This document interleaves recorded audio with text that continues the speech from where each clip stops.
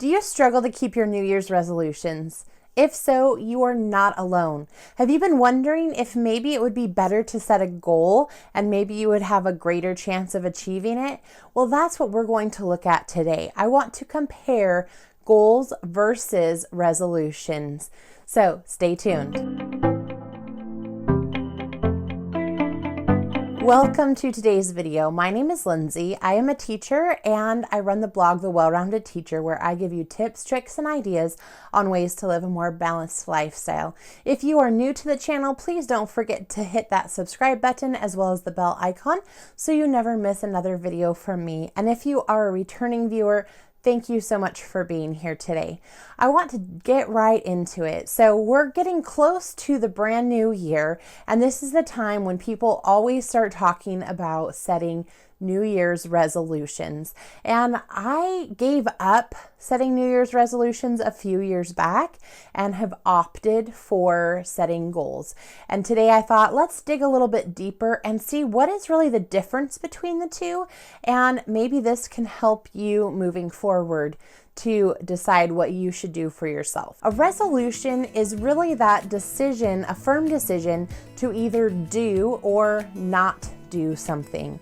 So a lot of our New Year's resolutions are revolving around health or trying to cut something out of our life, and that tends to be that resolution. So either to do or not to do something. And a goal is a little more outcome based. So it's that direction and the effort that is directed towards a specific result or a specific outcome. So a resolution is more that decision, and a goal is more the path that you're taking to get to a destination. When we look at the research on resolutions, it was really interesting to note that only about 20% of people actually maintain their resolution past 30 days. So they barely even make it for a month, and most people have dropped out at that point. And only 8% of people actually keep their resolution for the entire year. It's no wonder many people have become disillusioned with making New Year's resolutions, particularly with that kind of return rate, and then it just stresses people out. It sounds good in the beginning, but then it's just a stress factor because we're not meeting those resolutions. You know, thinking about goals, I know for myself, I've been setting goals professionally and personally for a really long time, and I help my students to set goals. And I was expecting the research to really prove the difference in goal setting. However, what I found out was that the majority of people are setting goals the wrong way, and their outcome is really not any better than people who set New Year's resolutions. So you're still only getting about 8% of people who achieve their goal by the end of the year. Now, the key is to write your goal the correct way. And that's what I want to talk to you about right now. Writing a SMART goal is going to allow you to see the success that you want to have. It is found that 90% of the people who are setting specific goals actually achieve them.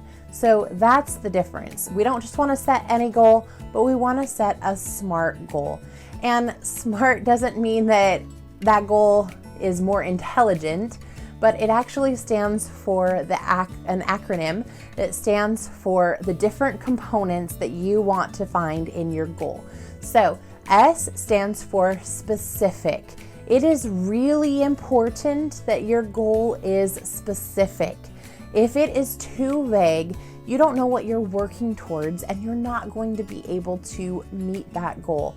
For example, I'm going to go kind of on the health theme here just because I know many people set New Year's resolutions in the area of health. So I kind of want to focus on that for right now. If I have the goal that I want to get healthier during the course of the year, that is really vague. It's not specific at all. So I'm not really sure what I'm working towards. Whereas if I said I wanted to lose 10 pounds, That's very specific. That's a very specific component that I can work towards.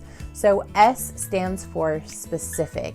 The M stands for measurable. We want to create goals that are measurable.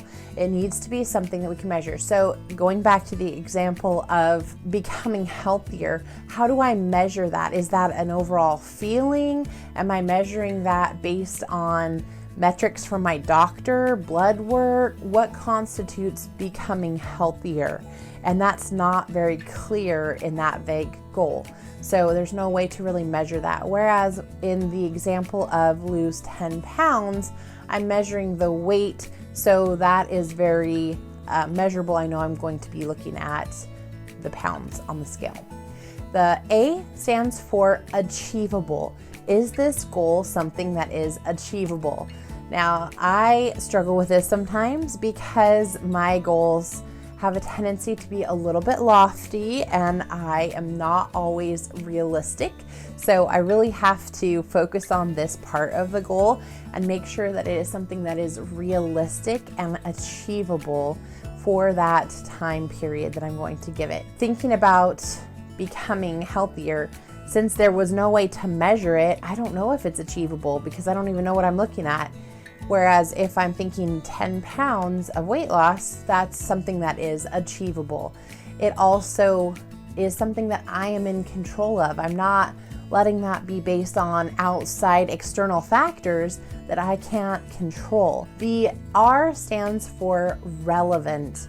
Is this goal something that is relevant to you? And we just did the work. If you've watched the previous 2 videos, we've talked about how to go through that self-reflection process, and we really looked at how to think about your self-identity and the person that you want to be in the future. And so does this goal line up with your future self-identity? Is it something that's relevant to you? And also thinking about your why. Why do you want to be doing this? If you don't have a clear why on how this goal is going to help you and how this goal is important to you in your life, you're probably not going to be able to stick with the action steps necessary to achieve this goal. So really, really think about, is this goal relevant to you? And then the final piece is the time. T stands for time, and we want this goal to be time bound. One of the mistakes that I see people making is that they think that the goal has to be bound within the course of a year. And it doesn't have to be that way. You can reset goals at any point in time along the way. So maybe this goal that you're setting is something that can be accomplished in a month. That's fine. Still set the goal, but put a time limit on it that you're going to have completed or achieved this goal in 1 month's time, or 3 months, or whatever the case might be. It doesn't have to be the 12-month scope.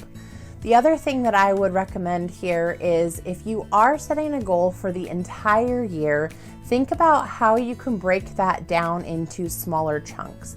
So I want to kind of go back to a weight loss example. Let's say that I want to lose 60 pounds within the course of the year, okay?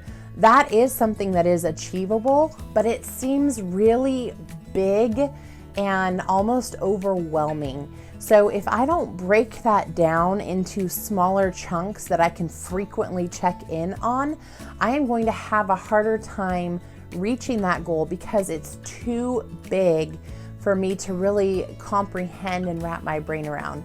So in the case of losing 60 pounds of weight in a year, I might want to break that down into 5 pounds per month, which is much more doable. And then I'm going to check in on that goal at the end of each month and see, am I meeting that 5-pound goal for the month?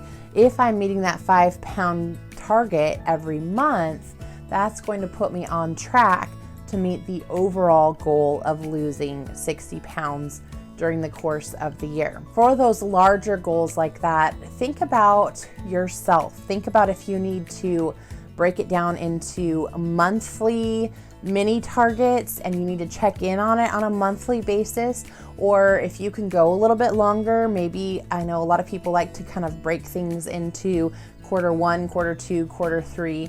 They like to keep things in the different quarters. So really think about you and think about when you need to check in on it, but it is imperative that you check in on those goals.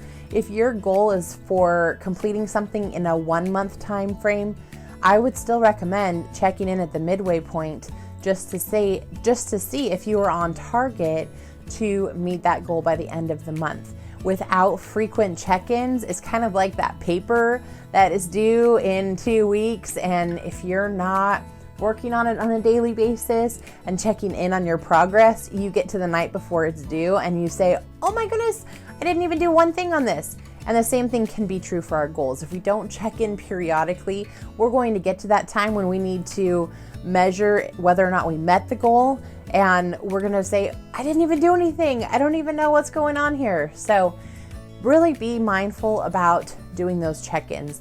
Keep that in mind. I hope that's an encouragement to you today, and I hope that this information was helpful in your goal setting process. If it was, please remember to click that like button and then let me know in the comments down below. Are you setting goals for the new year? Do you prefer to set resolutions? What has your track record been? And what are you thinking that you will do? So let me know in the comments down below, and I can't wait to see you in the next video where we talk about how to develop an action plan in order to reach these goals. So bye for now, everyone.